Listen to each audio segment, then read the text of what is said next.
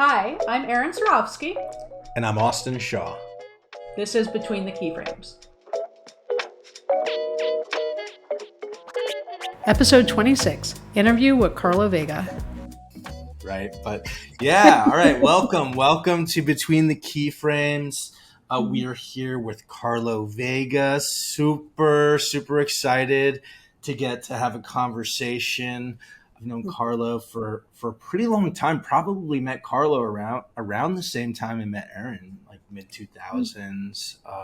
And I think also, I mean, I know Erin, you had your stint in New York, but like, you kind of grew up in Chicago and then made your way back to Chicago, at least industry wise. And then 100%. in an area that, I think I kind of connect with Carlo with is that I feel like we grew up industry wise in New York, at least those formative years. And all three of us go back to the kind of start of the motion design, kind of design driven production studio that emerged out of the post houses in the early 2000s, right? So we're all kind of origin around the same time and been in the industry, I guess, 20 plus years now. And Carlo and, OG, cream of the crop motionographer list with Erin. Was that confirmed? Or we need to look at the screenshots. I don't even know if those JPEGs still exist somewhere. Justin, Erin's got them somewhere. Thanks for having me. It's truly an honor. I'm a big fan of this podcast and the series that you guys have started. I think it's fascinating, all the topics and the thoughtful conversations that you guys have. Thank you. We try to be thoughtful. And try. Intention is everything. Yeah. And Austin, I mean, we met quite a while ago. In fact, one of the first times we truly chatted and interacted was when you were teaching at SVA, I believe.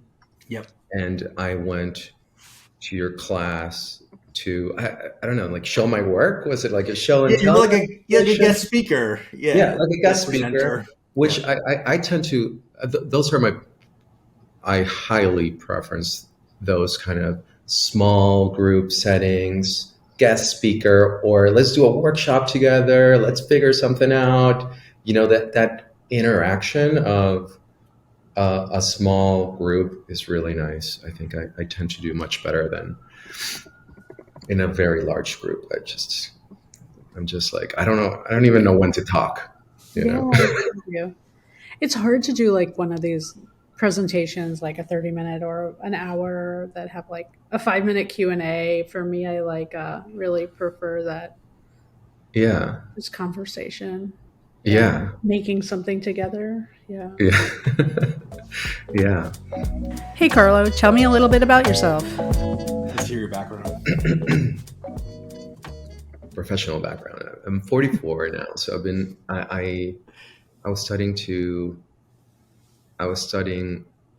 to be more of a fine artist. I was in a fine art path, and I got really interested in how to make my work mine. What is my thing? I would look around in my classes and I would see people that were very good sculptors or very good illustrators. And I always thought, like, what is my thing? And I remember the moment that somebody by chance showed me Flash. It like changed my trajectory, blew my mind. I was like, I want to work with technology. And since then, I've always experimented in technology. And that, in fact, is what led me to my first professional job while I was still in school. I was taking a graphic design class, because I thought, okay, if I have to make money, I think it's graphic design what I have to do. and we went to a company. This is in South Carolina. I went to school in South Carolina, University of South Carolina. And we went to a company for a field trip. And my questions were very focused on technical questions about like Flash. Like, do you guys use technology? How do you use animation in your websites? This is like late 90s. Yeah. So it was very limited, and people were very scared of large files, Yeah. and after that field trip, the guy from the company offered me an internship, and I was Oh, so wow. naive. And I said, well, how much does that pay? You know? And he's like, no, it's an internship. It's free. And I was like, Great. listen, I got a job at the mall. I got a job at the mall, so thank you, but I'm okay. And then he called me and he said, I'll pay you. What do they pay you at the mall? Like, I'll pay you the same thing. And that was my first job. Dude, I remember this story. I remember you telling this story all the way back when I was teaching the class at So SVA. naive. I was so naive. But I really like that really opened up my eyes to how I could use these tools professionally, how I could use them in a setting that we were making solutions, creative solutions for clients. And that just kind of snowballed into getting another job. And I moved to New York right after I Yeah, I was graduated. curious. Like, how did you get to New York? Like, yeah. Yeah, I came to New York with freelance work. And then right after I graduated, and that kind of freelance work became more of a full-time job for an agency called Big Spaceship, which it was a very small agency back then. I think they grew, but I don't know where they're at. I think they're I pretty kind of big. remember that name, like early They're 2000s. Yeah. I mean, as far as I know, they've always done great work, but I don't follow. I'm sure they do great work.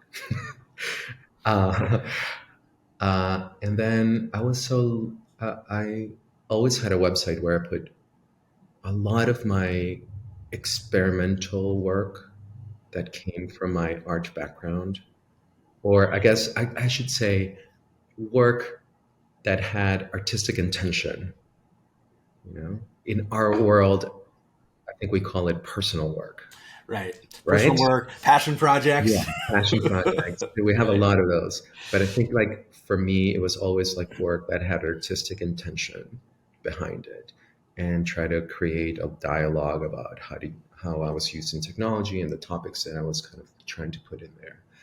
And back then was a small community of these websites that had all these like, I mean, I think I just had a drop down that you would choose what project you want to see and it would load, like full screen, uh, and that kind of led me to a job at Heavy early 2000s.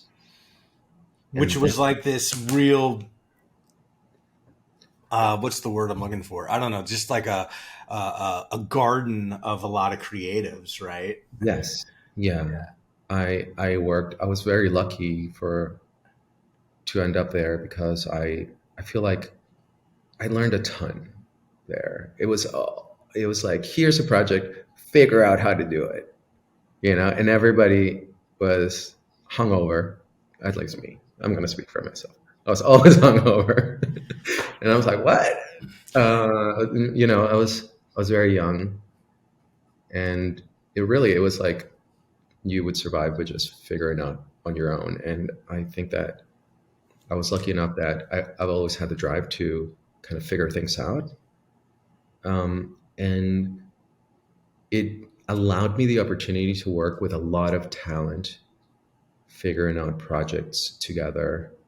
Um, and it was really like thinking back, it's one now being 44, thinking back at that time, it really is one of the moments that really, again, like changed my trajectory Yep. because I learned so much in such a small amount of time. And it allowed me to be next to people with a lot of the same kind of drive and talent that it without me noticing, it really propelled. me forward. And this was like 2000, 2001 time frame? Maybe 2000. I mean, 2002. I'm terrible with dates, but Sure. maybe 2002, 2003, maybe Okay. 2003-ish, maybe. Because I remember, and then I know you had that anecdote where I think you said that G Monk had kind of had the job onto Yeah. you. Yeah, I don't know if he would remember this. I mean, I think we barely met. But he was looking for somebody to take over his job at Okay. Heavy, and I got an email from him, and we all had like, back then there were, everybody had like, everybody that was doing experimental work, let's call it experimental design work, right? They would have websites, and it was kind of a small community. And so he was looking for somebody in New York that would take over his job. And I guess we had been in touch. I'm not sure exactly how that connected, but I took over his job. Right on. And truthfully, that was really the first time. I mean, I had been working before that, but that was really the first time that I felt that I was given the opportunity to do highly creative work in a professional setting. Before that, I had opportunities to do the same, but more corporate work. And then this was the first true time that, in fact, I was expected to do things that were a little bit different. Cutting edge and Yeah. fresh. And well, Playful. I'll tell you guys, I was going to say, like, I have similar. So for me, like, I studied studio art in my undergrad, so similar. And then I went to grad school and I started in art ed, and then I took this left turn in design. But I remember, and this must have been around that time, I remember sitting in these, I was in grad school, but I'd be in design classes, and sometimes I'd be bored. And I'd go to heavy.com, right? And there'd be all Yeah. these really cool, like, whether they were kind of like games or like just sort of design Yeah. driven games or little experience. And it Music was just playlist. super, yeah, it was super fresh. And I remember, I mean, in grad school in New York, I was at Pratt, and and I remember our professor showed us Brand New Schools reel, right? And it was Mhm. like, I just was like, it was so fresh. And it's so fun. I'm sitting here at the desk. I have this, right? I have these guys. Look at that little pin. And, and just reflecting on just how much talent came through heavy.com That's and one of just the kind of spots. filtered That's out. one of the hot spots for sure. Yeah. Right. And I'm speaking more to that New York scene, because I knew there was stuff happening in LA, there was stuff happening in Chicago and Seattle, but like in the New York scene, it was, and I know you went through heavy. And did you go right to Eyeball from there? So from Heavy, I believe I went to Eyeball, yeah. And um, I stayed at Eyeball maybe a couple of years. Again, incredible experience, because at that point it was like getting a PhD, like this is the industry. I'm working with like actual producers. I'm looking at budgets. I am leading jobs. I am also expected to do creative, very high-end creative work, and then animation that kind of matches to that, but now for bigger clients. And that was also great. That I had a lot of fun during my time at Eyeball. Although I don't know where they're at now.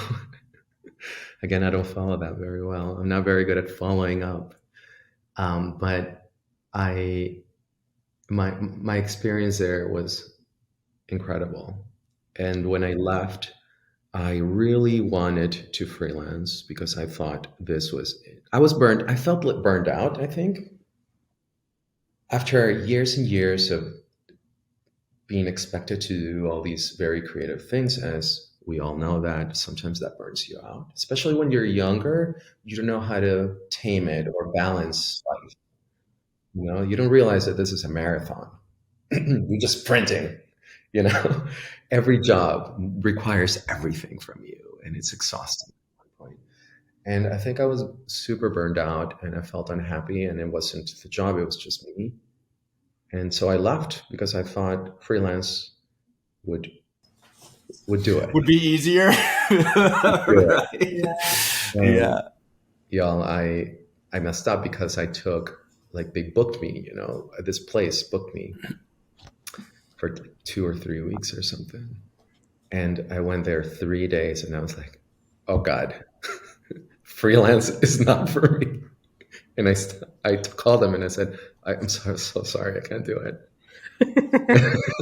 No full it. time, no freelance. So I what? had I had like a panic attack or something, and Yeah. I was like, I can't do it. I was just gonna say that reminded me of another really funny story. I remember talking to you one time, and you were like, you told me a thing about somebody, a producer called you to see if they could put you on hold, and Yeah. you were like, well, if I don't want to, if I don't want to take the job, do I have to take it? And they're like, no. And they were like, so how long can we put you on hold for? And you're like, you can put me on hold forever.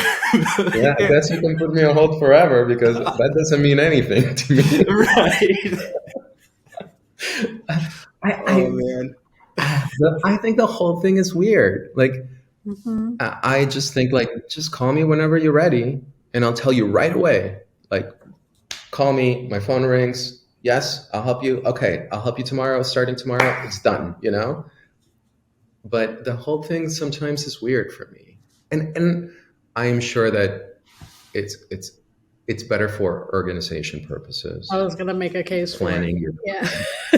Yeah, I know. Aaron's like, I could tell, like, okay, here's the other side. I know where I would it's. like I would Yeah. love to hear the other side. Well, I mean, if you're a company that has a certain number of full timers, but then need to, um, like when we get pinged about a job, they're not like, let's go. They're like, maybe you're pitching, maybe it's something where they're kind of doing a little dance with you. We don't want to Yeah, commit to being accessible or interested unless we know that we have the talent to back it up.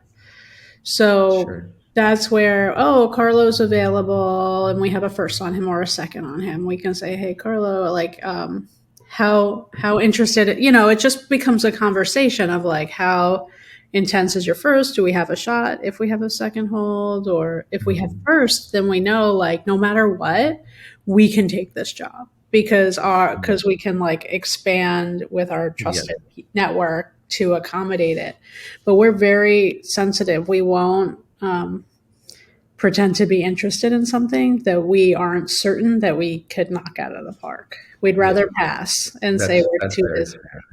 Yeah. You're And forecasting and trying to make sure yeah, you have your needs And it's and like a your delicate capabilities. dance, because everybody's schedules are different. So like we might have you for 2 weeks and then you're going on vacation for a month, or you're right. on another gig, and then so and so becomes available in three Yeah, weeks. So hey, do we have an internal person to like bridge the gap there?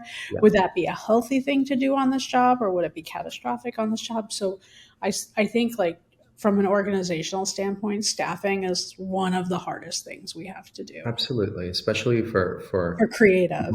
for Yeah. creative people that are ready to lead jobs. I bet. Totally. Yeah. Oh, well, in that case, for example, like, I would be totally okay being on hold, but it's just these things of, like, first hold, second hold. Like, if, let's say, Aaron, you would call me and say, hey, I might have this job, like, starting, and I would say, okay, let me know if that happens. I'm going to hold my schedule. I'm going to keep my schedule open for that just in Yeah, case. So totally. it's more like a personal thing, but It I is think personal. I That's didn't the like I didn't like the abuse of sometimes I would get, like, can I put you on hold? Like, and then I would also hear my friends saying, oh yeah, I'm on like a third hold and fourth hold.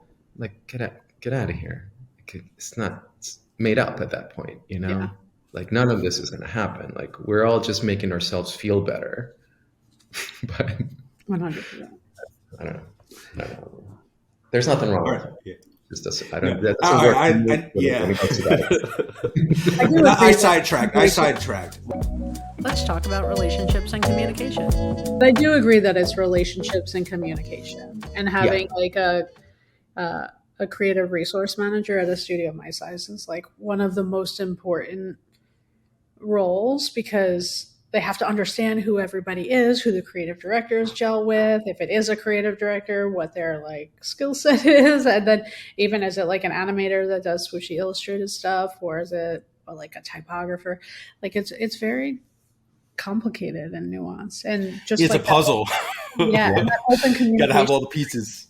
Yeah, yeah, hey, this client's been a little squirrely, and then some people like to know what they're going to be working on, and yeah, that's important. So if some people don't give a shit. They're like, yeah, whatever, you know what I do and how I do it, and but other people are like, what's it going to be?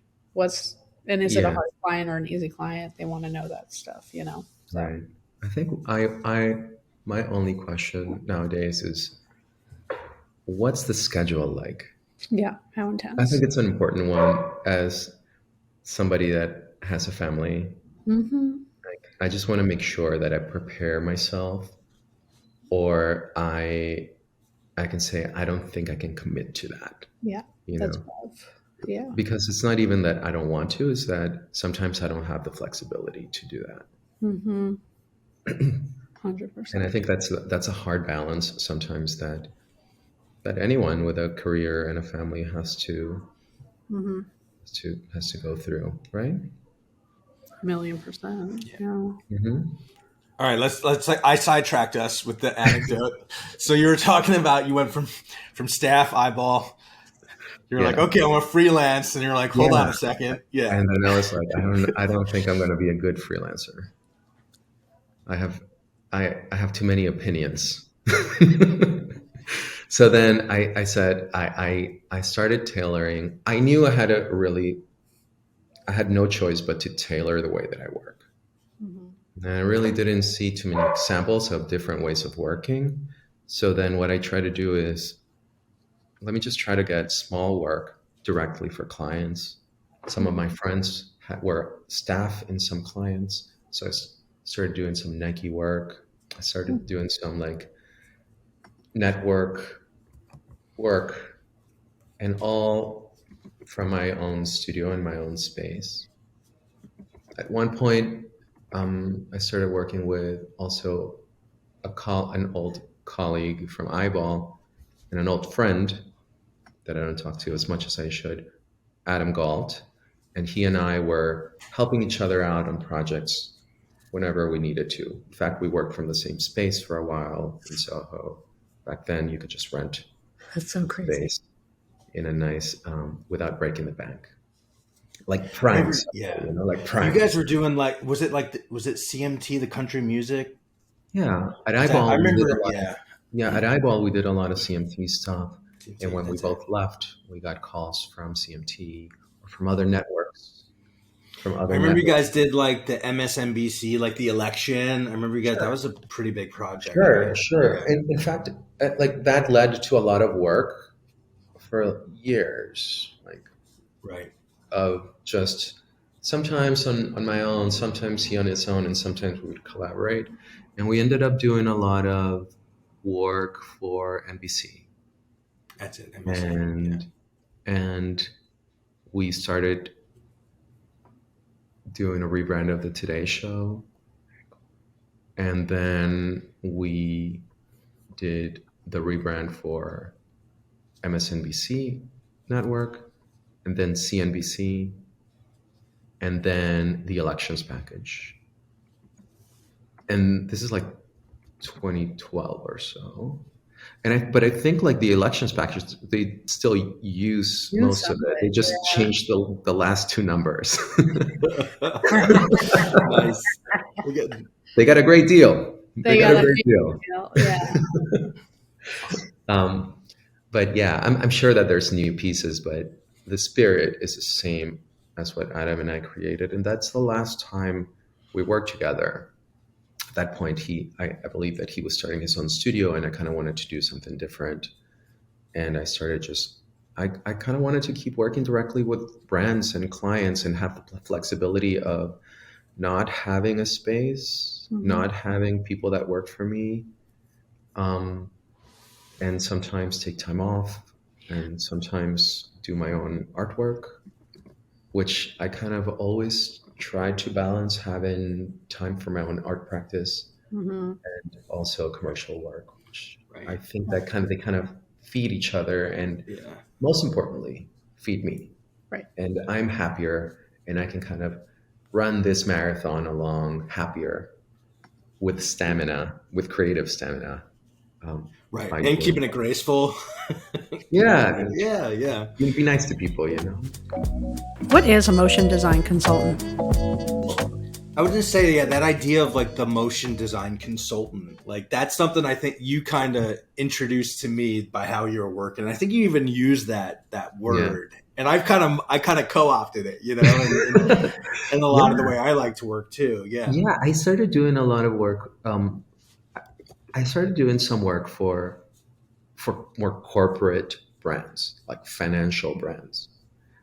And at that point, they wanted consultants. And I was like, wait. So by me not following the same like traditional freelance path, I started getting pulled into these other circles that needed motion, and Right. which was early, but I could see the trends that, oh my gosh, everything is going to move. They need somebody to think about movement for everything. So I've done one of the corporate jobs that comes to mind is I did work for the Bloomberg terminal. Yeah, I Like, remember that. I mean, I at one point I had a Bloomberg terminal key. I could see all the stocks if I would know how to use it. But they needed somebody to think about how the charts move, how they load, what is like the details of the color of when they load, the fading, even how email interactions happen, how they hide, and what's that speed like, just to help bring those digital products into today. And I think that opened up a lot of my opportunities and my eyes to what is possible, like working with a lot of these brands that are not networks, are not studios, are not what we would think as motion, but they need somebody to think with motion in mind, and with design, like designing with motion in mind, in order Mhm. for these products to be as good as they can be. That's a And great description. Designing with motion in mind, right? Yeah. yeah, and it involves working with a lot of different people. You're not just working with animators, or with a creative director or art director. You're actually working with business leads that have a marketing goal in mind. Where you're working with developers, so you have to learn a lot of different technical languages in order to make sure that the work that you are doing, helps them make their job easier. And then they can keep hiring you because you are making their job easier and better, making them look better. That made me think of something because it's like that idea. Sometimes it's, for a student, right? Bringing in the student lens for a sec, who's just graduating. It's like you don't it's tough for a student to go right into a job where they're like the solo motion person at a company like that because they don't have that experience to really bring what you're talking about. But for somebody who's been through the studios and been on the production and really has a deep experience and understanding of motion, to go to as a consultant to a company like that can really bring a lot. It just gave me a picture of like, Yeah, where you're on right. a yeah. You're right. I think that one has to have some kind of prior experience to bring into those situations where you're the one providing the solution for animation in this case, Hmm. for motion, right? Or for design with motion in mind, and or helping them build the right teams in order to to take them to their goal, whatever that might be, once you understand it, right? Because Yeah. they might not know the team that they need.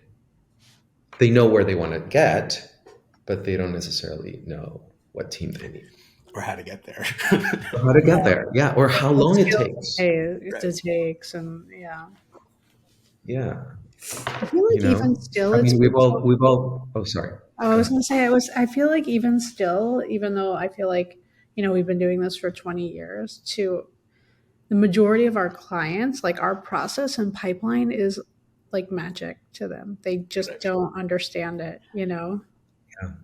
and you can Yeah. really tell when they're forced to ask for a kit because you know they just like don't have the language or skills to even understand um, Yeah. how to get it together and what their Yeah. talent might need on their side to be able to get into it. One of my friends that One of my friends that also kind of works like me, he told me one day, he said, and he's much more of he has like a producer mind. He told me this a very long time ago in passing, and it always stuck. Yeah. He said, all the clients want is the pain to go away. And Yes. I was like, oh God, that's all they want. You're right. Because they have like 6 projects in mind. Um, The last thing you will want is like somebody to come in with a ton of questions, bothering them, making the work more difficult. They just want to have one of those 6 projects to be for you to help them solve it, yeah. make one of them easier for them. Yeah. And then they always come back. Well, when you You have know? collaborators, right, or when we hire freelancers, we're like, oh, I love working with them. They're just so Yeah. easy. Like that's the Yes. word I use. It's just so easy. Like, you know, they just Yeah. get things. There's if they have questions, they're so appropriate, and Yeah. just how they communicate throughout the day is again so appropriate. That's Yeah. a great point because no matter where you are, I guess, in this pipeline of work, Mm-hmm. we all just want to work with in the smoothest way possible. We want to Mm-hmm. work with people that are pleasant, that can do their job well, right? And that just make that process easier because we're dealing about these with these very large group projects, you know. Very rarely is like one person does all the work. It's actually Mm-hmm. huge amounts of decision making that passes down in order to approve budget for you to do something. So speaking of myself, of course, for me to do something. So the last thing I want is put my ego on this thing and try to fight for like this blue shade of blue that I think is right. Like Right. it's especially if it's for a brand. It's so important to make sure that you put your customer service hat on and you know how to manage situations, whether they're easier or harder, and we can all come up with a solution. Like, Totally. Right. And right? we call it like the soft skills, but but it is just about being professional. Like just listening, it made me think about, my dad was a freelancer, right? He was a freelance photographer, and some of those real early lessons are just things I can remember him saying about just make everybody feel included in the project. If it's a producer, even if they're not a critic, make them feel included in the project. Yeah, And Mhm. like these little things that kind of seeped in, Yeah. sure. and having been around now with like education and a lot of I think there's like a UX buzzword. They call it like pain points, right? Like making the pain go away. They call it pain. Like where are the pain points in the process? But it's Everywhere. that everywhere. It all hurts all the time. Good one, Aaron. That's my contribution. There you go. Well, that's Yeah. I think that in in my experience, I think those skills have kept me around and bring back clients more so than the work that I do. Hmm. I always try to deliver as good work as I can, of course. Try to always, in a way, a little bit under promise and over deliver because that's just my personality. Hmm. However, where I really think that I have a little bit more of an edge is the fact that I always try to make clients feel heard. And Yeah. right, and I Mhm. try my best into like listening to what the team is trying to do at the end of this, or why they're doing this, in order to try to help them get there. And I think that that to me has worked in the long term to bring back those clients. And just like Aaron, I'm sure like you don't want to look for freelancers all the time, Yeah. right? Yeah. You want to find good people that you can rely on. Hmm. I think that clients are also the The same. same. They want to find either an individual or a company that they can rely on to Hmm. always kind of come back to, and you can create these long-term relationships that go on for years. Short. Yeah, it's shorthand. Mhm. Yeah. Yeah. And Austin, I'm sure that you've had clients also. I mean, you've been around for a while, and with Yeah. that kind of knowledge that your dad passed on, you also have that.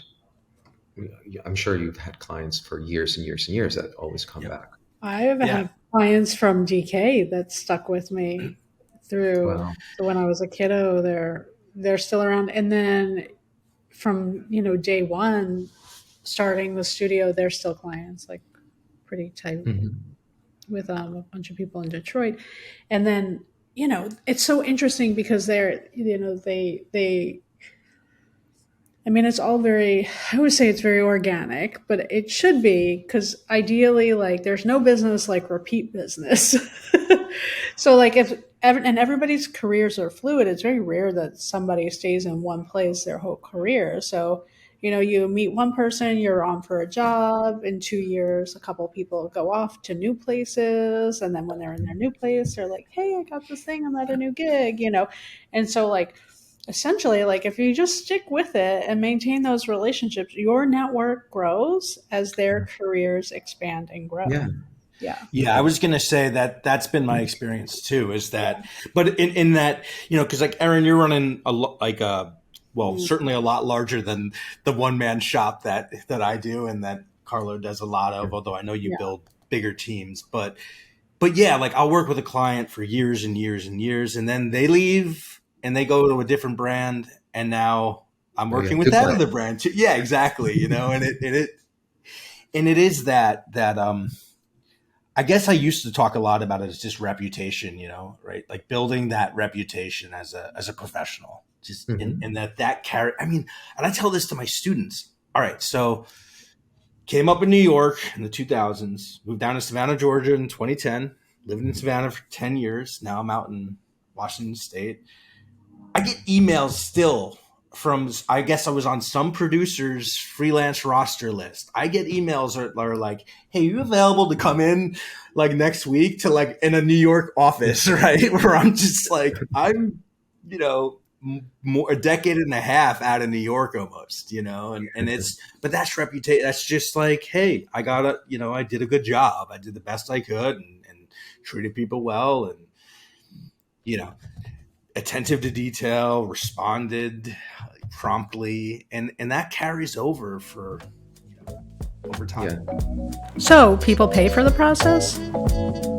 I would say people pay for the process, not just the product.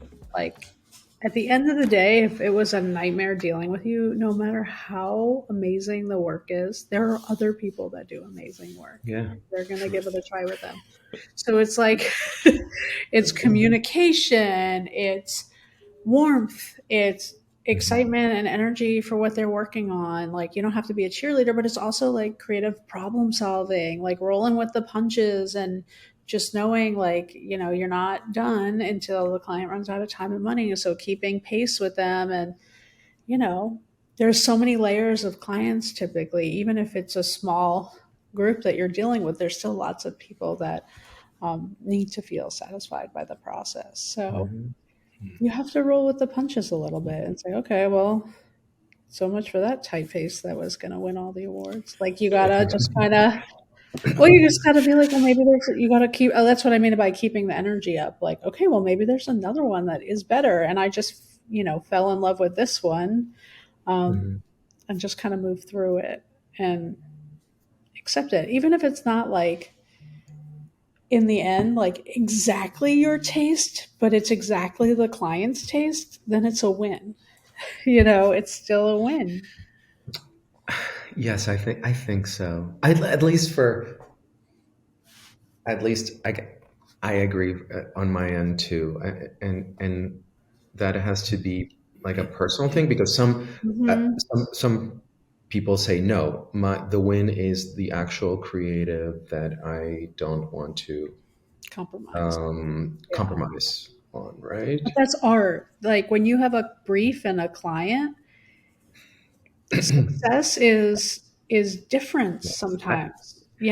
It's selling I can say sneakers or somebody keeping their job, or you I can know say what I mean? Like there's yeah. layers of it. Yeah, and also like you start with a brief, you start Yeah. with a logo or a color palette. Like I mean, it's not your project. It's somebody else's project, and Yeah. you're just Yeah. You just assisting. make thinking the about best decisions you can along the way and it. like really try to guide them into making the best decision. Hmm. For me, what has worked has and is always having my more like a fine art practice Mhm. very separate at the same time to my client work and Yeah. making that time to work on both, even though sometimes it's hard to balance Yeah. with life and work and money and also feed myself Mhm. creatively. I think that by having that, I can go back to create to doing client work in a healthier, happier, Right. as a You healthier, could you happier could person. detach Yeah, I I can mean, detach. easier. Yeah. I They find joy say, in what is, diversity. Yeah, I find joy yeah, in diversity because if I'm on an entertainment project that's highly creative, but it's a little bit stressful, like I get filled, my cup gets filled from that. But then it's also nice to then shift into, a kinetic type job that's got to be done, like really quickly, but it's good money and the clients are going to be really happy when we knock it out of the park for them. But it's very regimented and the standards are yeah, set and we kind of know what it's going to be. We're just going to have to keep up with script changes and then moving to something that's like a little bit slower paced and then maybe moving into, a conference title where we could do whatever we want. I feel like my joy comes from getting burned out on one thing and then shifting into another thing. yeah. Sometimes in the You feel same day. refreshed. You feel Yeah, refreshed. it's a different Yeah. thing. Yeah. Yeah, I just came back from Peru and I was there for uh, an art fair. Cool. I was talking, and now I came back after 4 days. I came back to New York and I have client work, and I don't want to talk art anymore. Give me a brief. I am a happy man. Right. Yeah. Like I don't want to talk conceptual thinking. Like let's just do something here. Let's solve a problem. Yeah. It feels great. It feels great. It feels balanced in a way. And Absolutely. No, I likewise, feel yeah. and likewise when I go from like a heavy client project that is demanding into just taking a couple of weeks to just do my own thing or thinking about what artwork I'm producing, then Mhm. it just feels like I'm ready for it. Mhm. I get that. Yeah, it's like charging. It's a recharge of the battery or the spirit, Hmm. Hmm. And it was one of those things. I think early on, I realized I'm like, if I try to get everything I need as a creative person out of commercial art, well, that's going to be pain. There's a pain point for Yeah. me. It was like, Mhm. and that if I had this, whether it was the sketchbook practice or just my own making artwork that I didn't have to get revisions on, right? Like, Yeah. Mhm. Yeah. yeah, Yeah. Although Austin always sends his art to me, and I have it's often true. provided feedback. But I don't always have to listen. But it is. But you know what? I get the. You don't But have it's to. encouraging. Like a lot of the times, it is like getting a little positive reinforcement. I think help. It definitely helps me. Like feel like okay, Mhm. I'm going in the right direction. I'll keep pushing this. Yeah. I always say, every time somebody sends me stuff, I'm like, you want my personal opinion or my professional one? No opinion. Because my Yeah. personal is like, dude, keep going, it's great. My professional, I'm like, this might cost you money. Yeah, it's gonna be Here are all my yeah, thoughts. yeah. Interesting. Collective work. In terms of like the way you're working now, I know that like you said you're doing some more collective type work. Yeah. Yeah. Oh, sure. Yeah, we kind of like jumped off from when I started Eyeball, and like that kind of led me into that has organically grown throughout the years. I mean, I left Eyeball maybe in 2007 or 8, and I started doing, and that has grown, but very organically. So in a way, I do have a company. Like technically, I do have a company, but I just sometimes build teams to solve client work. Sometimes I just do it on my own. Sometimes I freelance. And then during the pandemic, actually, I had a lot of work that I was doing for Microsoft. And I had a couple of other clients that needed work. And I had some freelancers that had been helping me for years. And so I offered those freelancers to my clients. And I feel like my company is more like a collective company, and in a way, I'm embracing the fact that how it has grown organically. I definitely did not want to have a typical thing, and so I have to be okay, even though sometimes I try to control it. I'm like, no, I can't control it because I don't know exactly what I want when it comes to that. So I kind of, in a way, like I'm a rep, help that this company sometimes helps um, the group of people legally. Like everything goes through the shop, so it's easier to work. It's easier to go get right to the work. It's easier for contracts. It's easier for payments. My accountant handles all that stuff, so it becomes like this. It, it's a different solution than what when you think of a studio. And if let's say I need to work, I can also freelance. I'm not bound by having a typical structure. Pros and cons, there, Yeah. because I see a But what lot I of. love about that is there's just different ways to do things. I think that so many of us like kind of have this idea that, I do this and I do this and I do this and I do this and then if I want to expand I start a studio and then that Yeah, gets bigger and bigger until eventually it explodes in my face kind of thing. But it's nice to see that it doesn't have to be that structure, that it can be yeah, organic based on the job and the paradigm. And I think like as you kind of get out of that art director role into the creative director role, you're really a talent manager, yeah, yeah, and so it's nice to kind of start seeing it manifest in different ways for different people, and you've made the most of it. yeah, yeah. I try to just in the when it started to happen and it really started to pick up during the pandemic. I feel like I was so overwhelmed with things and work and life, and that it was more like I, I was just like floating and letting the current take me wherever. And I knew it was going to be okay.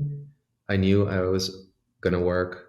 And I just, in a way, kind of wanted to see where does this take me without me fighting it, without me trying to tire myself out to try to shape something that I don't know exactly what I'm shaping.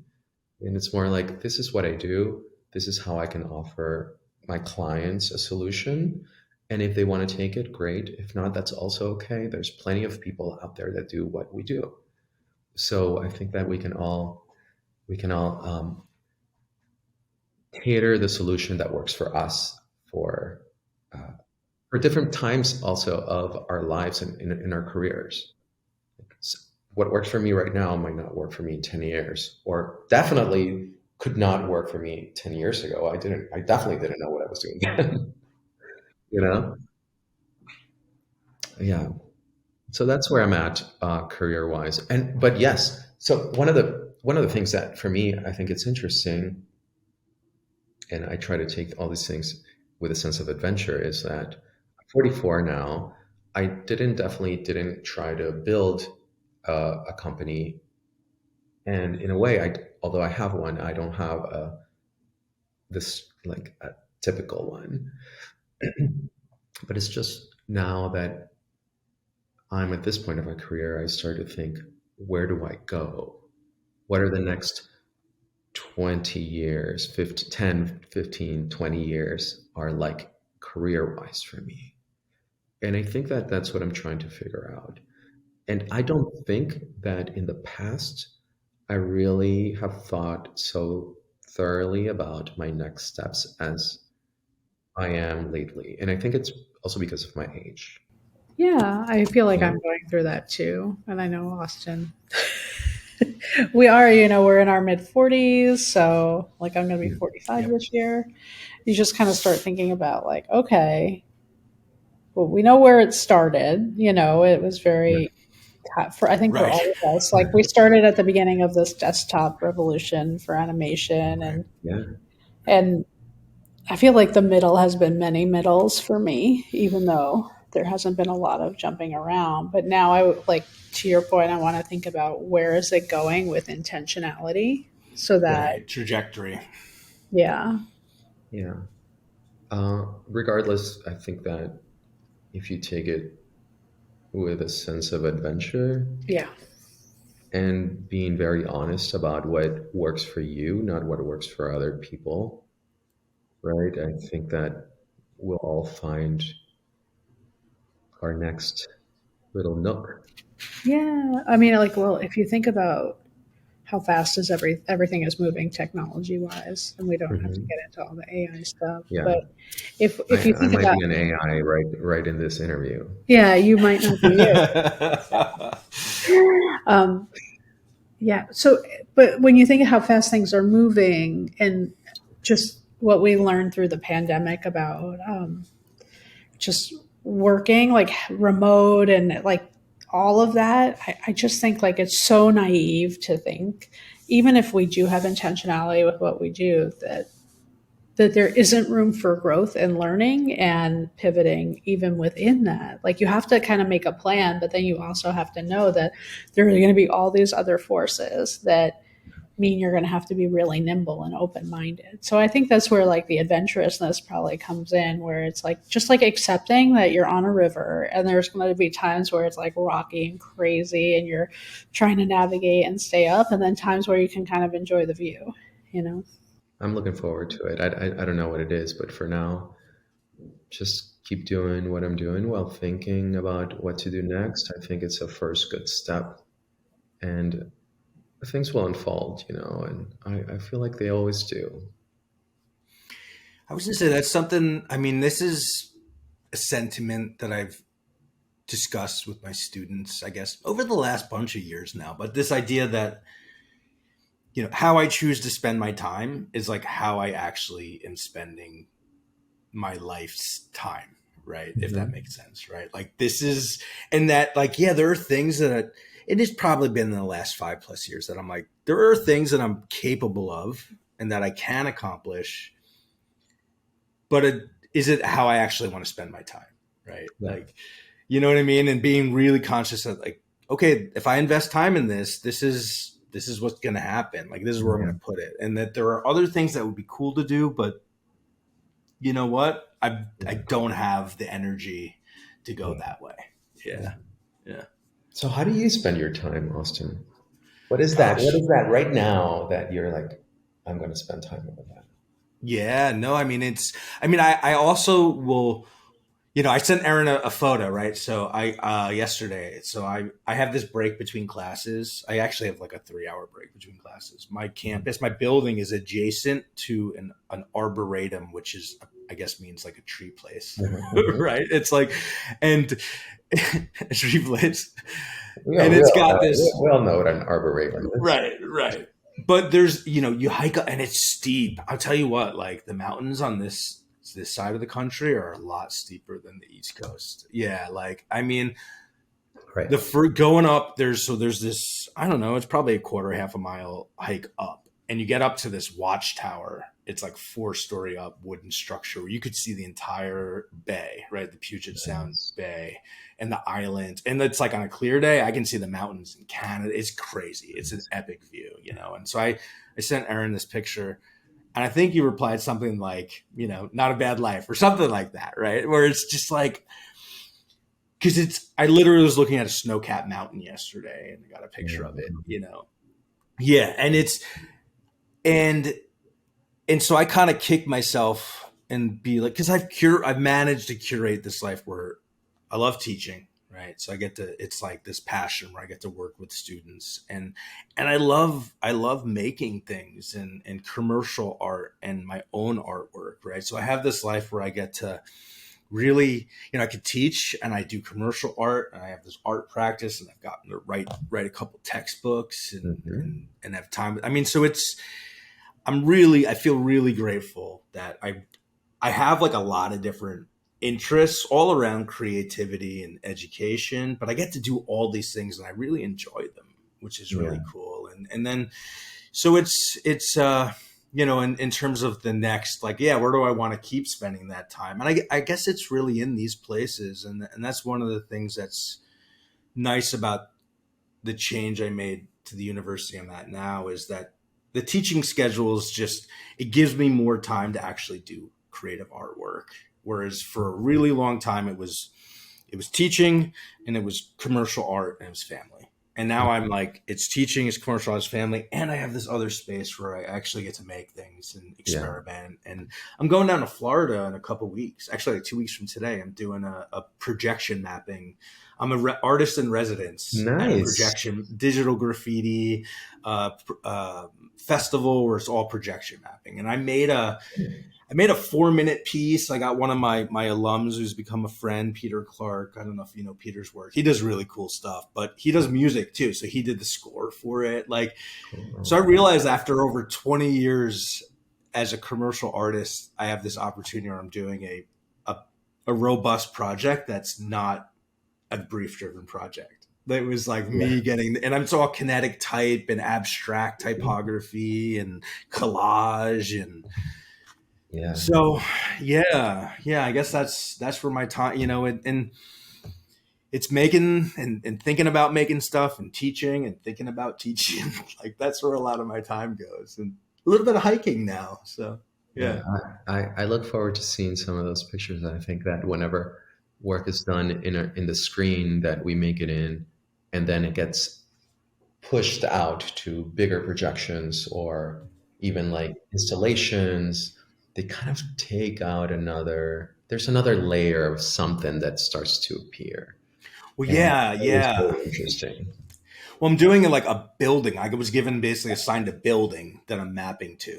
right? So it's and some of the work is these microscope photography that I do of like book covers, and then I make Yeah. weird edits out of. So it's like I've microscoped this tiny thing, and it's gonna be gigantic on a building. Even that I think is interesting, and maybe, I mean, this is a good segue into talking about, you know, art and balancing the art and design, because I know for, Uh, you know, I've observed you and creating, in addition to your commercial artwork, motion art, you know, since those mid 2000 days. I remember even that first visit to my class yeah. at SVA, you showing pieces that were Yeah. basically like not commercial. It was like you make using your tools as a motion designer to make artwork, you know. Yeah. And I remember then, and while I was teaching at SCAD, like you'd post stuff, and I remember like the Gray Keys piece, and like, and there'd be like your signature on like the lower corner, Yeah. like a painting, but it was a moving art piece, you know. And this idea, I was like, oh yeah, you can like sign your work, even Yeah. if it's a motion art piece, you know. Yeah.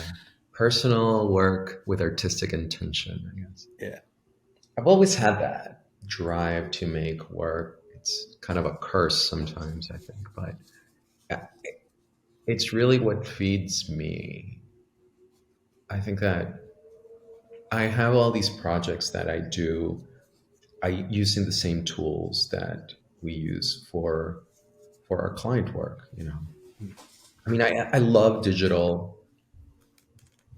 the digital medium, and I really like technology, so it's I always try to use those things in order to make work out there. I think that there's something really interesting, like whenever you start to dig into technology and like art, uh, you know, to make certain paint colors at one point in history was very hard, and you needed knowledge and you needed money, and I think that for me, it just everything clicks when it comes to knowledge of technology and using computers to make work.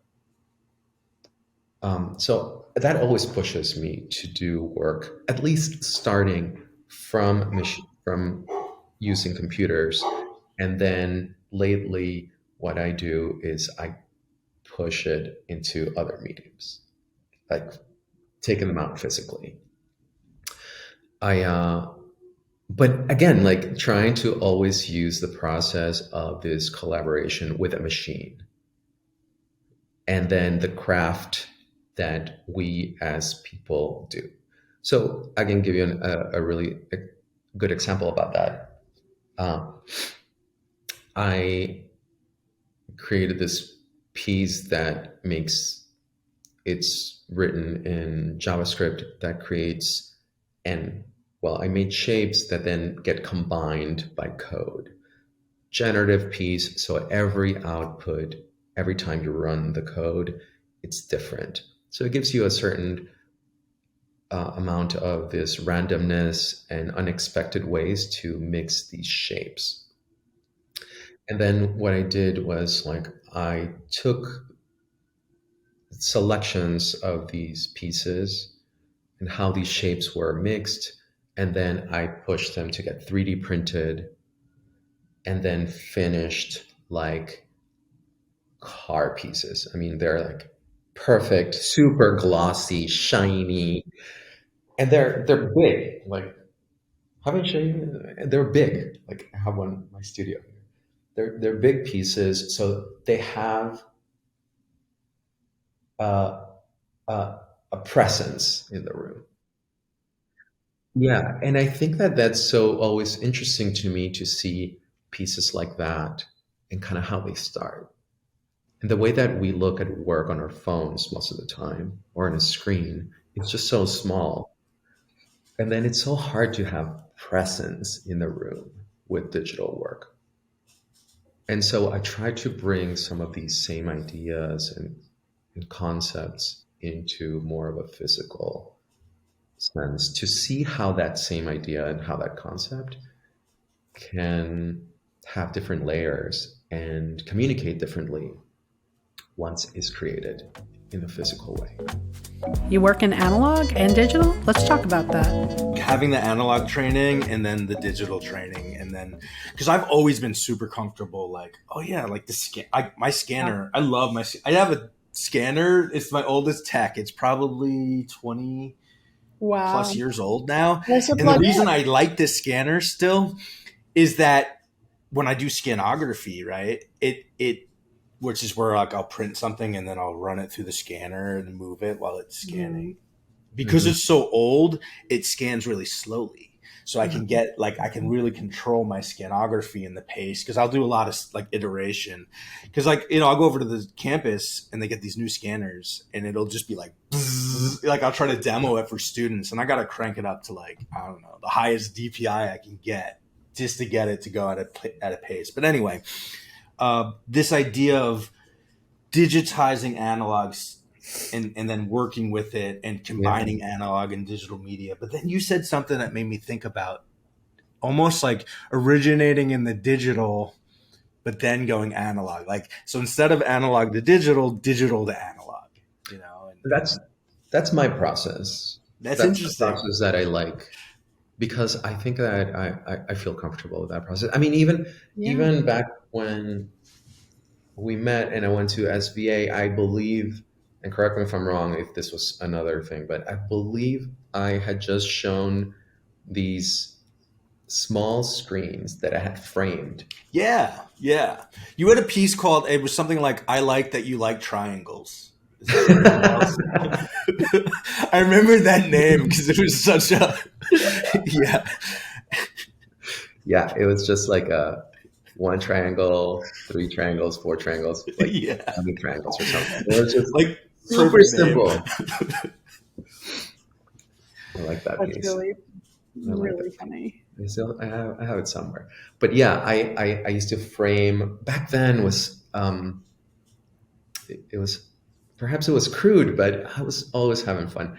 And I would take these DVD players and I would break them so then they would go That's what it like was, right? Because like iPads, I don't even think no, existed no, no, yet. they didn't. What do Right. you mean iPads? Like iPhones didn't exist then. No, I Fucking think an iPhone Yeah. might have just come out. I think I, we were in I would iPhone I land. would go to like Best Buy and I would get a DVD player, like a portable DVD player. Right.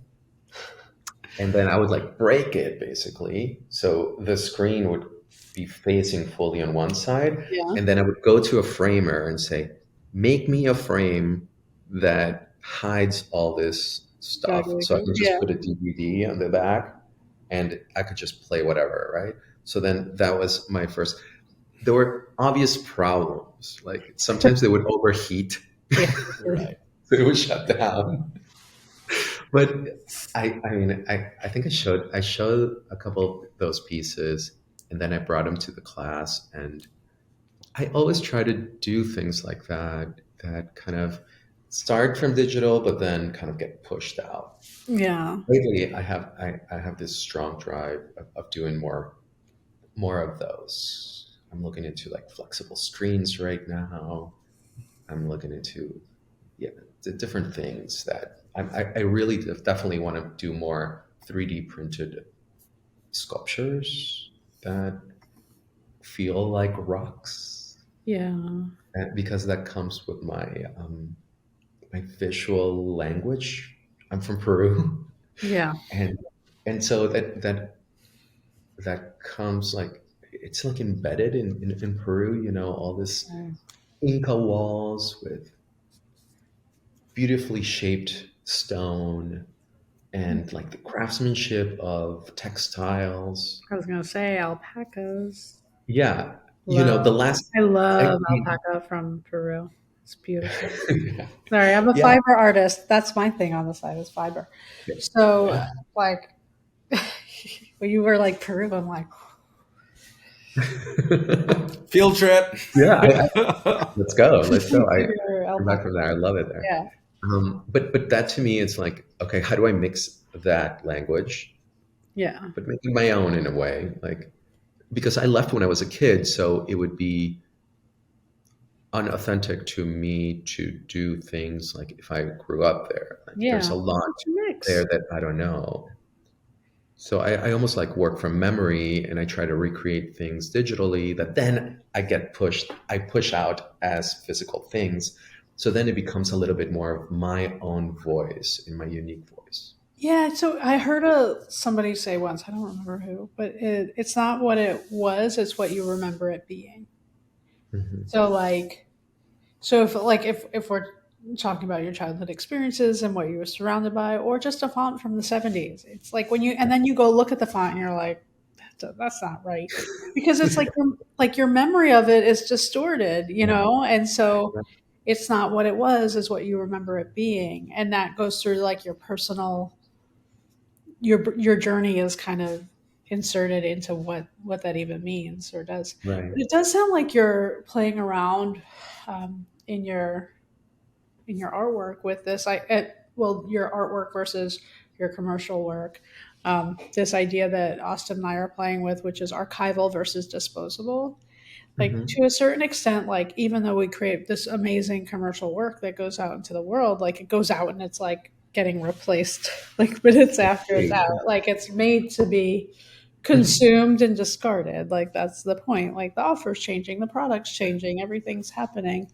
Um, so it's nice to kind of take what you know and that you enjoy about your craft and all the things and have it Hmm. kind of manifested it in something that's more archival that can stand the test of time. Sure. Sure. Yeah.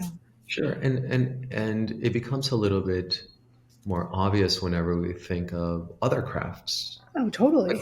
for example, like if you're a carpenter, you can make chairs, or you can also use the same tools and make wooden sculpture, for That's so cool. example. Yeah. So whenever you think of other crafts, it becomes so obvious. So Yes. why couldn't we do that with Yeah. our craft? Yeah. Um, Now that's if you want to, because making Yeah. art is really hard. Yeah. Well, making art is really hard, at least for me. You know, yeah, Yeah. yeah. You also talk about it as like a dialogue or a conversation, which I made me think too about my limited forays, even in with some of the AI stuff, that like Mid Hmm. Journey, right? Like to me, but there is an interesting thing where it's this idea of okay, I give it a prompt, and Hmm. then it makes something, and I like making textures or just Hmm. thing like seeing how far I can push it, what kind of interesting texture I can kick out of it, or something abstract out of it based out of the prompts. But then to me, it's like I prompted it, it's generated something, which then prompts me. I like taking that and then I'll print it, and then maybe I'll cut it or tear it up and I'll Yeah, scan it, and then I'll reassemble it in like After Effects, but in Z Space with like layer. yeah, And so it's this dialogue I feel like I'm yeah, having, yeah. which I think is kind of fun, It's interesting. Yeah. I think it's super fun and also important to, if somebody wants to create work like that, I think it's also important to do it and not just talk about it. I think that it's so crucial to go through the process, Yeah. because those ideas that you have in mind, once you start making them, sometimes they work out differently, or Right. sometimes you realize that you have to bring somebody that's an expert in something else, right? And or sometimes they just, you have to go with the flow, and or sometimes they just turn out exactly like you thought Yeah. they would. But I think like going through the process, you actually learn what works for you, if it's actually good. All those doubts and all those ideas that you had starting become a lot more concrete by going through the process. And then you can bring that to the next project. Right. It doesn't end Yeah. So have you found that people have called you for commercial work based on your personal artwork? all the time. So that's Yes. great. And that to me is like, because that's, with intention, putting stuff out there that represents you, and then people then seeing themselves in it and asking for it to, manifest. So it's great that you can work on both sides of that. I think that's Yeah. super cool. In fact, I started doing work for Microsoft because of that great keys piece. That's Because they cool. wanted they wanted someone with that could help them make UI move in an elegant way. And I was like, I can do Yeah. that. That piece, like that's a piece, the great keys that I show to my students when I teach an intro to motion class. And like class one, we start with our okay position, all the basic transformations, and I keep Mhm. it real simple. And actually, I think my interactions with you kind of actually brought me back to starting just with shapes, Mhm. like shape layers, right? We move them around. And like brief number one is I actually call it emotion graphics, like E dash motion. And their brief is like Nice. 3 5-second animations using just solids, but each animation's got to be a different emotion. And can you move and it's just practicing that. But then class two, I'm like, okay, audio, right? We introduce how do we get audio and this metaphor of synesthesia and the sensory impressions. And then I show them gray keys as their inspiration, right? How like just moving simple shapes around, but timing it with music, you can create an experience, and it's, I mean, it's great. It's just whole, it's really cool to see because I'll look at their expressions, right? I'll play the piece and like the lights go down and the music goes up, and they're just they're captivated, and they're just inspired. Where it's just shapes with sound and the way it moves, and it's a less of an overtly it's not a commercial art experience. Right. It's visual music. Yeah. Yeah. That's very flattering. That's very flattering to hear. And it's I great that clients want that like aspirational quality for to see themselves in it, you know, because that's how their work gets pushed too. At the end of the day, it's by saying I want people to feel like that when they see my thing or touch my thing or do, you know. Yeah, that actually led me, like I mentioned, to working with Microsoft, and that then turned into a couple of years of, for lack of a better word, visual R&D. Visual R&D in terms of motion, in terms of 3D, in terms of the materiality of digital products, about, because at that point, um, I was helping them. I was only one piece of a very talented team where we were trying to figure out what is the next generation of Microsoft products going to be like and feel like, and that sensory experience that we have with our everyday digital products that we use on our phones, or for productivity, or for communication with our families, and like, what is that going to be like? And since then, I've been also lucky to do the same thing for Meta, Facebook in particular, about like, what are the next things going to be like. I I usually say that I do a lot of like visual R&D, and it's weird because if you're not ready for the process of that, it can be a little bit frustrating or confusing, because whenever you do work like that, failing is just as important as getting something right.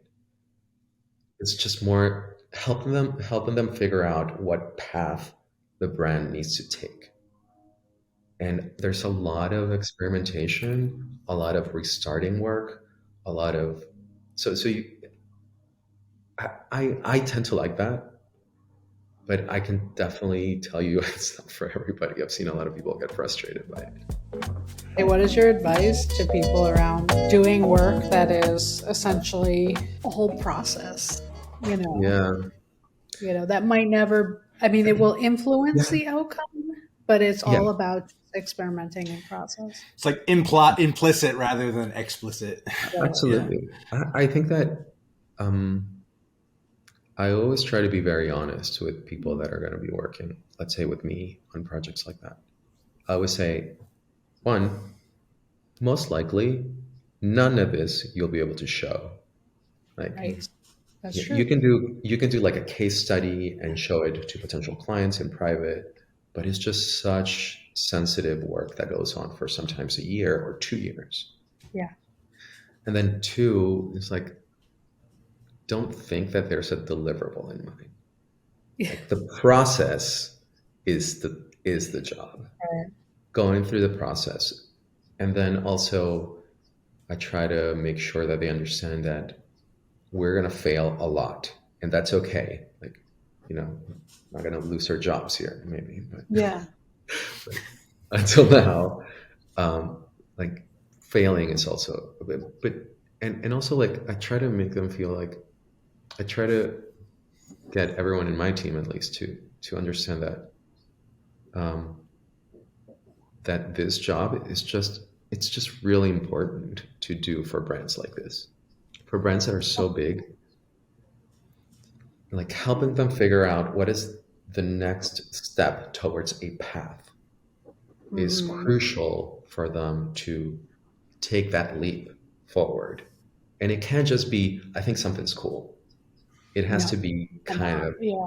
tested, Intention. tested Right. internally. And then going back to what we were saying, bringing those clients as you almost being part of the team and really listening to them and bringing them into the process. So whenever they sell it to their bosses, they are emotionally connected to this work that we've been doing. Mm-hmm. It's like being a visual influencer. Yeah, without any credit or the followers. Right. Right. Well, I mean, it's hard. It's hard doing work. I mean, like our studio, we do some highly visible work that we can show, but we can't show process on. And I Uh-huh. know that like grinds people's gears that we can't show work that didn't get selected or some aspects of the process that we can't share. People, I think we're in a culture of like, I share everything. Hmm. So it's hard for people to understand that they created this thing and they cannot present it to the world. Well, one, like somebody commissioned it, so somebody else owns it. I think that like idea that somebody else owns something that they created can be like a challenging one to like wrap their head around. You know what I mean? But then Hmm. it's you could almost see like them suffer through it, and I'm like it's really hard. So like it's if that's like on a small piece of like a bigger project that ultimately we can show, we just have to be very careful Yeah. about what we kind of present around it. When our studio moves into like super secret mode for tech clients, like we Hmm. everything is dark. You know what I mean? Like nothing. Like Yeah. certainly can't put it on your website. You can't Yeah. share it on social and say, "Look at this thing I did." Like there's like nothing. It's just like that's hard Yeah. for people. It's especially it's not so much for the older people our age because we're like we understand like what we got out of it. We're just like, am I getting paid? When I Okay, get cool. paid, and, you know, how were the working conditions, all that stuff. Right. You know, um, but it is very hard for I would say like the younger generation to understand like just the ethos of that. Like, what do you mean I can't Uh, show this thing that I made? yeah. Like, Yeah. Sure. and especially for a long time. It's one thing if it's like, I feel like if I'm in like the month zone, maybe a little longer, I'm okay. But once I get to that 2 month territory with people, it almost feels like there's a clock ticking. So I think about doing a project like you're doing for years, and that's challenging because that's all in the vault forever. Yeah. It's hard. It's hard, and some days it's hard to have motivation. Yeah, To like, because in a way, you sometimes feel like, oh gosh, I'm doing the same thing again. there is that in that exploration kind of circle of life. Yeah. Like here Yeah. I am back at the Yeah. beginning, but Yes. But I there's something about that process that I really enjoy. And I think it's, at least personally, it's because I'm not really afraid to fail. I feel like I I think that I tend to put a lot of value in failing, at least for me. mhm, It's my personal view on how I work. that's Of great. course, with client work that is pretty figured out, listen, I don't need to experiment there, Yeah, like exactly. you need some 3D renders of your product. I don't need to experiment. Where is the product? Show me pictures, show me Yeah, the what is it texture. gonna look We can like? do nice lighting. Like but whenever it's projects like that, or even in my own way of working with clients, in my own quote unquote building a business that is Mhm, unusual to build, I'm mhm. not afraid to try things that don't work. Right. I'm not afraid to say I want to change directions. This is not working for me. I want to do something different, Mhm. or I want to work in a different way. So I think that allows me to be okay at jobs of visual R&D, because I feel like I get into my studio and I put on like a lab coat. I don't know what I'm doing, and I don't know exactly where we're going, but I know where we're trying to get. I love that. How do you balance career and family time? Family life, family time, like basically career and family. And I know you do you have a pretty, it seems like healthy boundaries. Yeah, or thoughtful about Well, them. I attempt to. I aim to have a healthy boundary of my family life and work life. I'm sure that we all struggle with the same things. It's never perfect, but I try to keep the same schedule daily. I'm pretty strict about my schedule. Like I start my days pretty early and I finish always at the same time. One of them was, I mean, my my oldest daughter. I Her mom and were not together, but we raised her together, so we co-parented. And I think that also forced me to have a very set schedule. There was no excuse. I could not say, oh, I need to work 30 more minutes. I had to be home. The nanny, yeah, the nanny had to go home at a certain time. So I always kept the same schedule. And since then, I think that's what works for me, to have like a very consistent schedule that I can count on so I can kind of organize everything around that. And then that I can also, like, in a way, hyper focus on things. If I am at work, I'm only working. Like, and then when I'm at home, I'm making breakfast or, I don't know, changing diapers, cleaning up, listening to how their days were. And Yeah. The pandemic really messed with me because it really combined things in a way that there was no physical delineation between anything. Like people were walking, like the kid and the husband are like coming in, and I didn't mind the mixing of it all, but I felt like I was always doing everything all at once. You know what I mean? And it was so overwhelming. And when it was time to talk about coming back to the studio, like I just like couldn't understand or wrap my head around why people wouldn't want to come back. Like, but isn't that like and then like, people like don't like a commute, but I love a commute because I listen to a book or a podcast. For me, that's like me time, space between when I'm focusing on like when I'm not reading emails, like when I like get to just be alone with myself before I transition to this other space.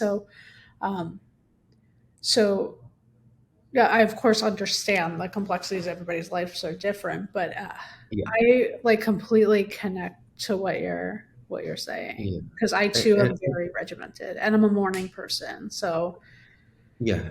And a lot of people, a lot of parents that I know can still work from home now with little mhm. kids. And that's great. Mhm. But like to me, it's like my brain doesn't work that way. Mhm. I can't focus. I feel like I need silence to focus. And when I just want to work until a certain time, basically. So if I get thrown off too much, I'm not productive, and things still need to get done. So then, yeah, right? And so I feel frustrated at the end, and then I keep thinking about that, and I'm not a good parent. Everything gets thrown off. And listen, I'm not saying that there are some days or some weeks where things happen in life that things fall apart, for lack of a better expression. But for the most part, I try to be strict with myself of keeping the same schedule to be as productive as I can with everything. Do you find joy in workshops? When I went down to SCAD, my first year, I guess this was 2010, 2010, 2011, teaching at SCAD, and I was tasked with putting together a roster of speakers for. We used to have this thing called the Inspire Conference or the Inspire Speaker Series. Mhm. So I tapped a whole bunch of people I knew to come down, and both of you were on that I that remember. first trip down. Yeah, Yeah. yeah, Right. and it was it was mostly like a crew of New York and Chicago, but I met Erin in New We were York. New York though, kind of. Yeah. Yeah, yeah. And so you guys came down. I don't know if you guys remember. It was I do. the big theater Sure. that SCAD owns. Like Sure. I think It it's was called a the Lucas beautiful theater. Theater. So it was Yeah. Beautiful. yeah, historic theater. And you guys spoke and Big enough to make you feel a little bit Intimidated. intimidated. Yeah. Yeah. right, Yeah. right. And So we that got to was sit cool. up It's in kind of the a full balcony. That was circle. fun. We got to sit. Yeah, hanging out on the bot. Yeah. Yep, That was a yep. fun part. Yeah. Yeah. And then I think it was maybe the next year. It was early in my tenure there where I had Carlo. I had you come down to do. I think we transitioned Inspire from being a conference to being like a workshop, and you came Sure. down, and Uh, it was around Halloween, yeah. and We did a yeah, and you, Halloween themed one. Yeah. that's it, and that was the first one of those workshops that I put together, and you came down and you made a bunch of style frames, right? Yeah. That Yeah. were like Halloween ish. Yeah. And then we animated them. That's it. Yeah, we Everybody did put the their own students. thing. Like in Yep. teams, I Yeah. really love workshops like that with Yeah. schools where, yeah, I really love workshops. It's just the part of like the process of trying to come up with a solution together, going through it, learning from each other. Oh, I don't have an idea. Like, you have too many ideas. Let me help you out. Like, I love that collaborative process because a lot of the times it's what we have to do professionally, Mm-hmm. Right. right? We only have sometimes things come up and you have to fix them right away, Yeah. right? So then I kind of like that. I always like the process of workshops. It's like a little alchemy, a little pressure cooker.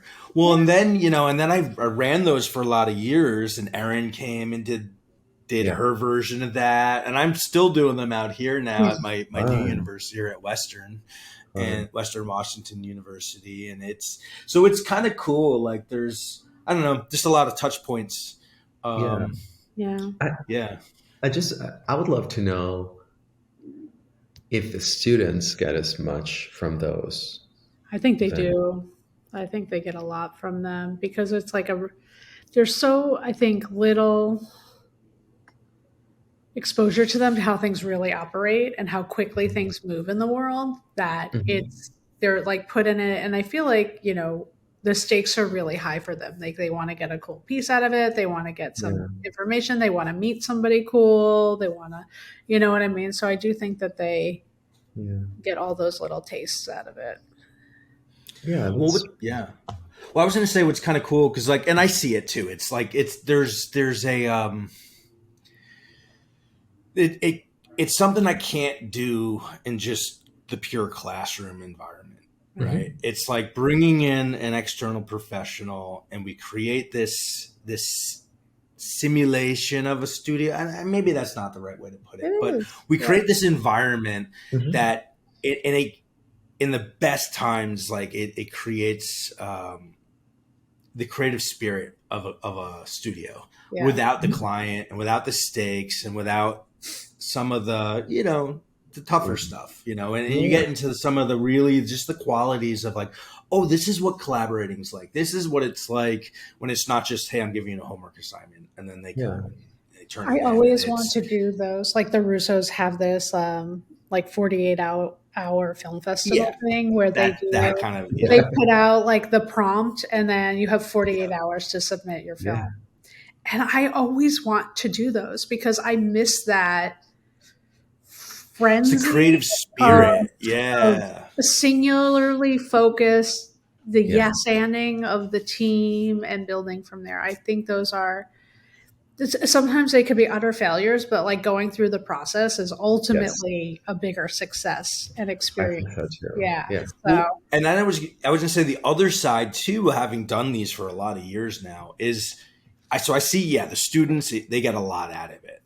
Even when they have a rough time, there's like things we can yeah, unpack, and they Sure. don't communicate well, and I'm like, well, this is why a producer is important. But yeah. then to see the professionals, like it's nice to see what the professionals get out of it too, because it's like it's like a fountain of youth. they get Yeah. they get Yeah. exposed to the excitement and the pleasant naivety of the students, right? Who are like, they're just hungry and they're excited to make things and to learn, and it usually, when somebody agrees to do it, like they're open to that. Mhm. And I get to see them get filled up in a way that is Yeah. rewarding too. Yeah.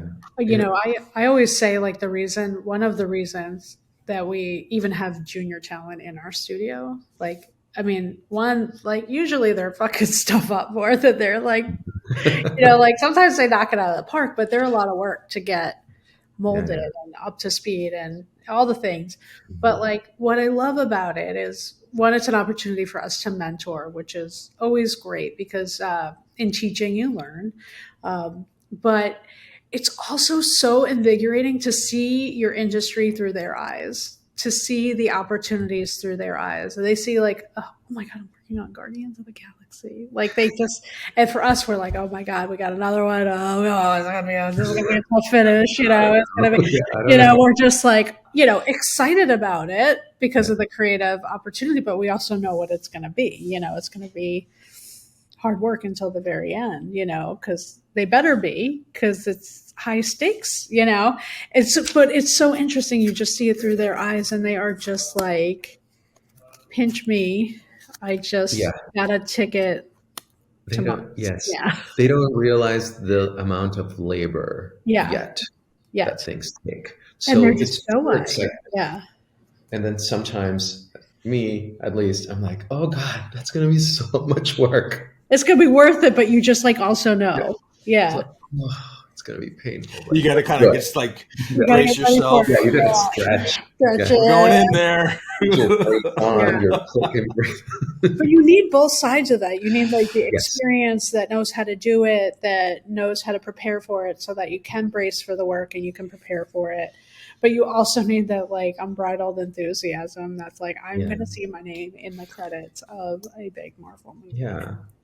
Yeah. And perhaps having those workshops, it kind of takes some of that pressure off of the amount of labor, and Mm-hmm. you're purely on everyone is on the same level of Yeah. pure creativity. We have 2 days to do something, Mm-hmm. and at least for me, it's just not, I no pressure at all. I just want to have fun. Mm-hmm. And I think that is what resonates for me the most in workshops like that. I've even covered for a friend that had to travel for work, and he needed somebody to cover like 2 days at SVA to teach some stuff in After Effects. And I was like, what do you mean? Like, do you need to tell me what to teach him? Like what? And I don't remember what it was. It was just like the type tool, like the animation tool in After Effects. And I was like, that's it? 2 days of that? Count me in. Like, cool type animations. Like, Yeah. it's gonna be it. It's gonna be great. And it was fun. It was fun to do that. But yeah, I love that aspect of education. And lately I'm thinking, I mean, I'm not doing anything about it, Mm-hmm. but it's a thought that now exists in my brain that didn't before, which is, should I pass this on? How do I pass this on? Who do I pass this on to? Mm-hmm. Right? And for me, what this is like a very rough shaped thought is that I sometimes think that, in a way, bringing it back to where I'm from, to Peru, or in a way, underprivileged communities, to even, not even, and my thought is like, not even educate them in terms of in a technical aspect, but more the first step, which is, this is a career option. Yes. Just A lot of awareness. people don't have. Awareness. Yeah. And I think that awareness, bringing to, like, thinking back of my family and the lack of, and I see sometimes in all of Latin America, but I see it more in Peru because I still have a connection there, and the lack of opportunities, and in a way, what we do. you can really work from anywhere. Anywhere. True. You can really work from anywhere. And you just need the opportunities or the knowledge or also somebody to train you to work Yeah. in the way that we work, right? Process. Yeah. How do you feel about going remote? Right. And I know you went remote mid 2000s. I went remote mid 2000s. And I feel like in a lot we were kind of pioneering that. Yeah, And I know, yeah, Aaron, yeah. you started your shop, but like late 2000s, we were sending, I mean, I'm sending FedEx DVDs. If it didn't fit on the DVD, Right. I'm sending a hard drive. You know, I had an FTP site, and it was like I could put work in progress, but even an H.264 was like pretty Yeah. new. There was no Vimeo. There was none of that. Like there's Yeah. no WeTransfer, no Google Drive, like Dropbox. none of it, right? And of course, you know, one of the, you know, the pandemic sort of, I feel like, caught the rest of the world up to like, yeah, like I remember somebody emailing me at the start of the pandemic being like, are you set up to work remotely? I was like, Mhm. man, let me tell you. Yeah, same on my end. Yeah, but I remember starting to work with Dropbox so long ago.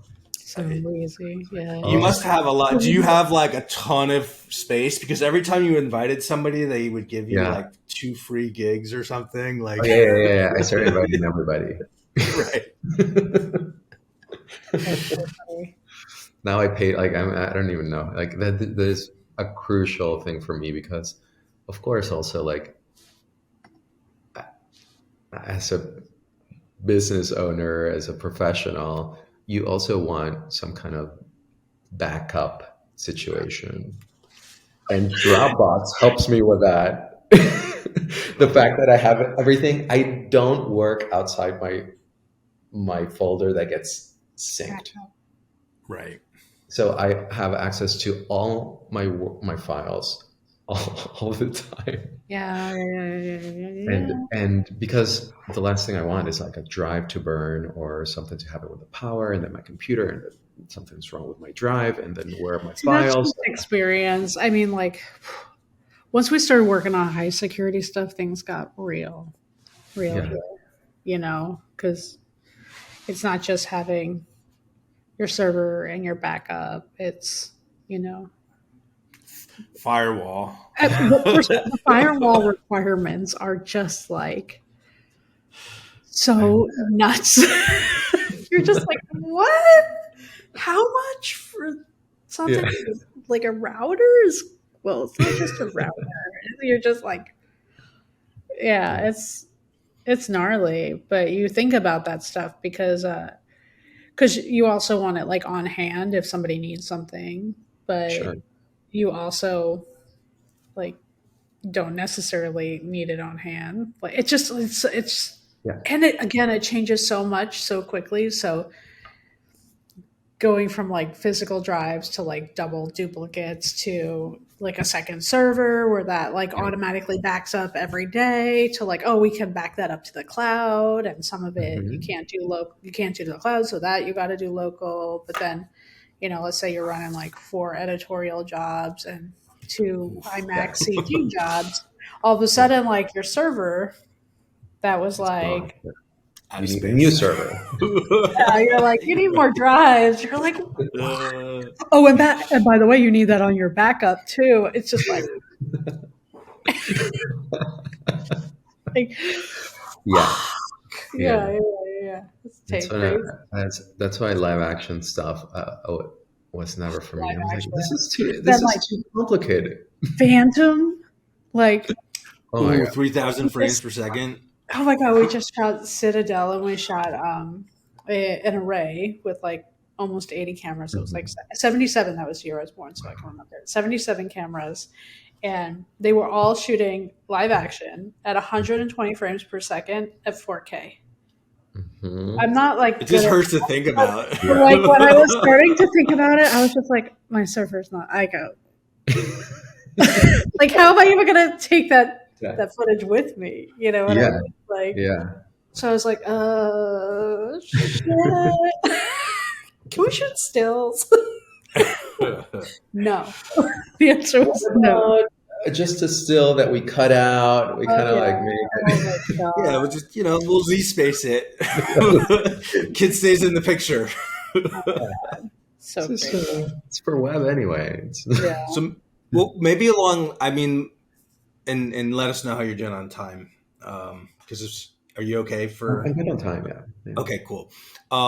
Yeah, I mean, you talked about this idea of passing it on, something you've thought about, and that's something that Erin and I we've been kicking around this bigger idea of like motion design is graphic design, right? Like that we Mhm. think that Sure. any modern graphic design education should have motion as one of the pillars, the same way like you teach type and layout Yeah.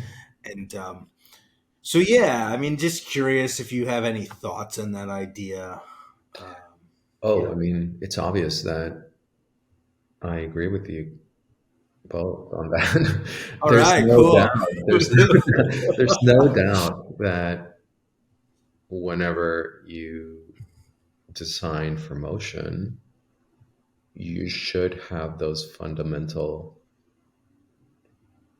pillars setting you up or setting up a team, most likely, for success for a dynamic movement or ideas about where to go.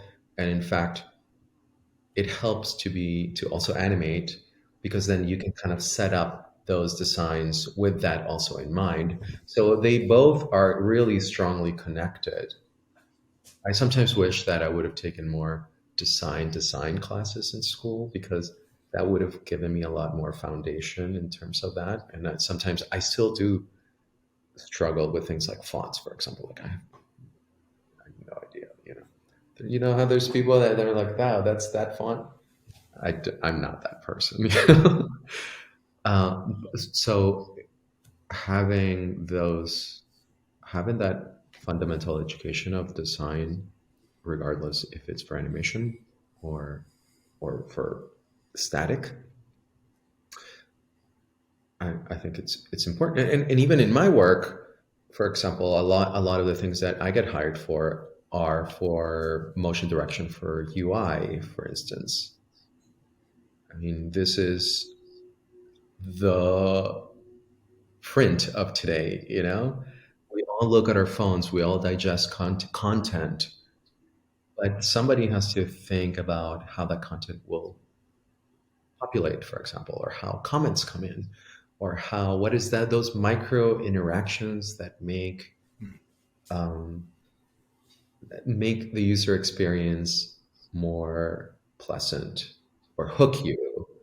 And having a designer design it with the with the overarching idea that this is going to be animated and knowing ideas about how this can get animated, I think it can make products a lot stronger.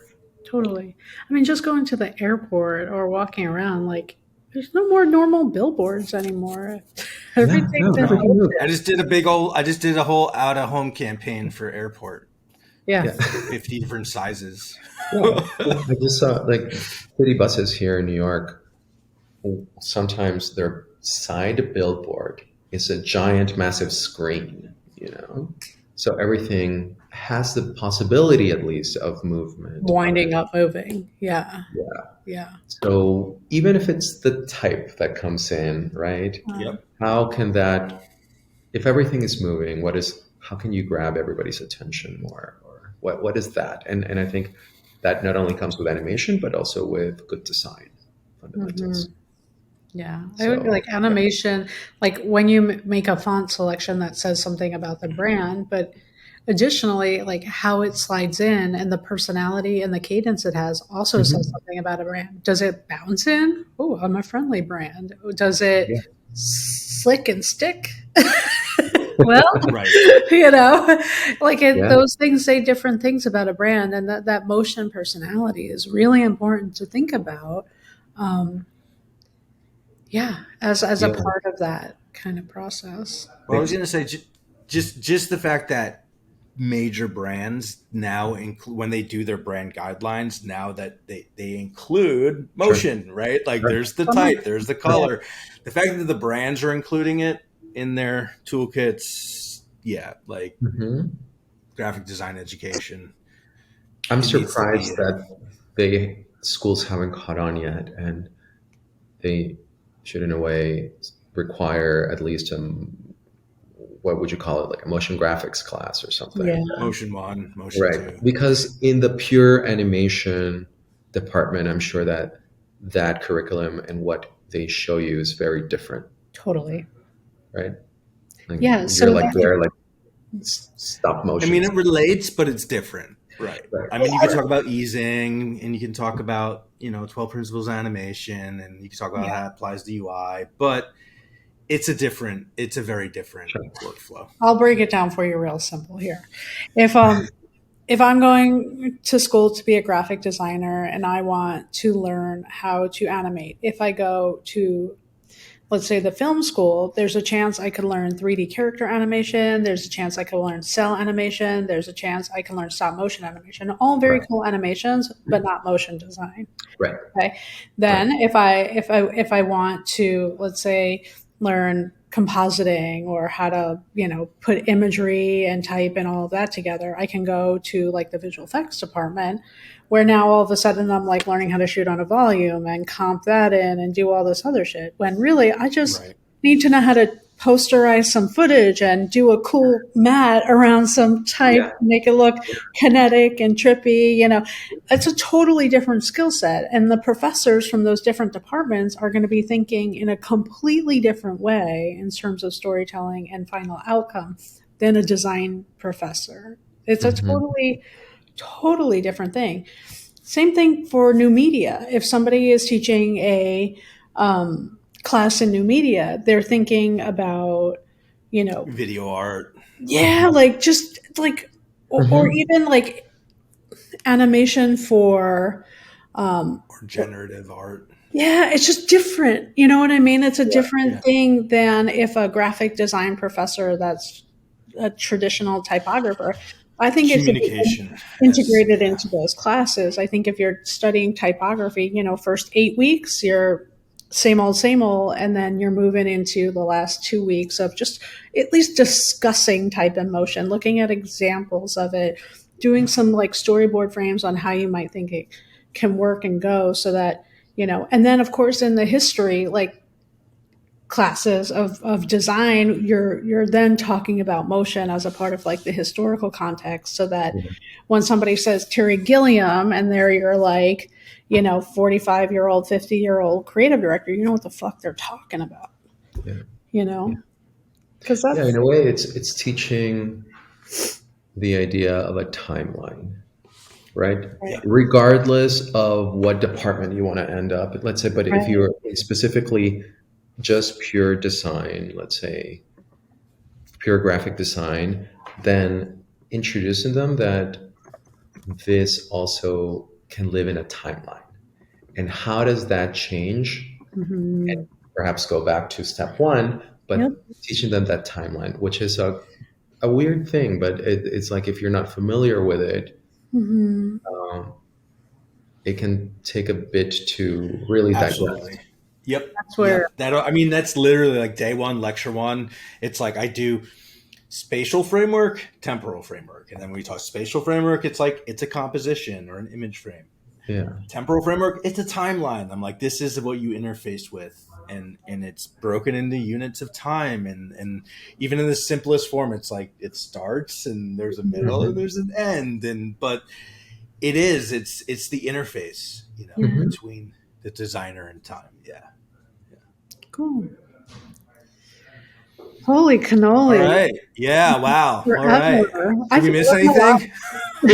Did we miss anything? Is there anything you'd like to I, add? I don't know, but I want to thank you guys for having me. And this was a really pleasant experience having this Thank conversation you. with two real pros.